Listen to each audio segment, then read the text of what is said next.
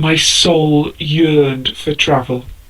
I had all the riches that anyone could need, but I still loved the satisfaction of making a good deal and adding to my pile of treasure. Besides, living in luxury and comfort has the disadvantage of following the same pattern every day. Like this silk cushion that I rest my arm on. Soft and comfortable, yes, but thrilling, no. Once again, I made the great mistake of packing up my goods and heading to the port of Basra. I boarded a good ship and travelled with other merchants from island to island, trading here and there. It seemed to us merchants that fortune was smiling on us. But then, one day, after a particularly long voyage, the captain came up onto the deck, knelt down on his knees, and began wailing and plucking out his beard, crying out, "Oh, alas, for my children will be orphans!" We had no idea what was troubling him. One merchant asked, "Captain, what is troubling you?" "We have wandered off course and sailed into seas that are unknown to me. I have not the least idea where we are. We shall never find our way home," he wailed. This was not welcome news, and things went from bad to worse. A sailor called out from the top of the mast, "Look out! Rocks ahead!" Hearing this, the captain wailed even louder, saying, "No man can prevent what is preordained by fate. By Allah, we have come to a place of sure destruction, and not one of us can be saved." And as if answering him, the winds whistled and whirled. Our ship spun around 3 times, and its hull was ripped apart on a rock. We were all plunged into the sea. Many of us drowned, but I was one of those who survived.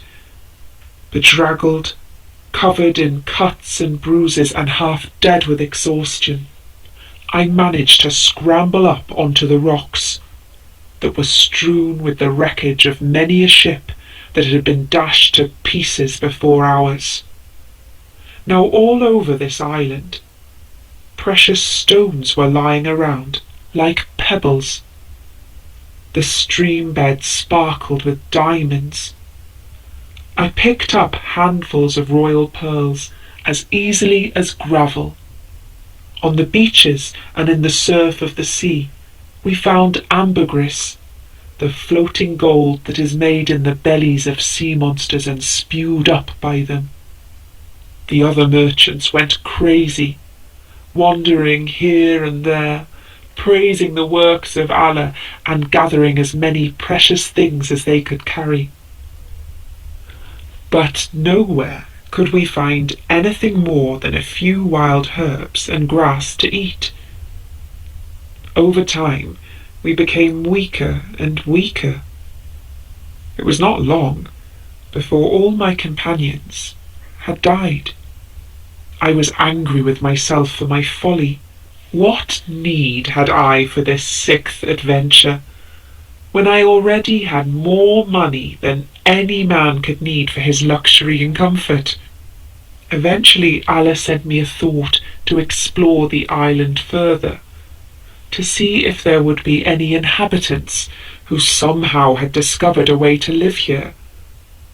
After staggering some way, I came across a river, which provided me with an easy way to travel. I bound together some logs and made a raft. This I loaded with precious goods and the little food that I could find. As I set sail, I recited the poem. Fly, fly across the seas, follow fate in the salty breeze. Trust in yourself and in no other. Land after land you shall discover. Fret not for your life when you sleep at night, for all will pass when the time is right. The waters carried me along, past woods and rocky plains, until eventually it passed into a tunnel that ran straight through a wall in the rock. I ducked my face down into the boat and was carried into the darkness, feeling the roof brush against my turban as we went. I began to wonder if my raft would become stuck deep inside the mountain and I should never see day again, until all of a sudden my eyes were filled again with the light of heaven. The stream had flowed out into the open.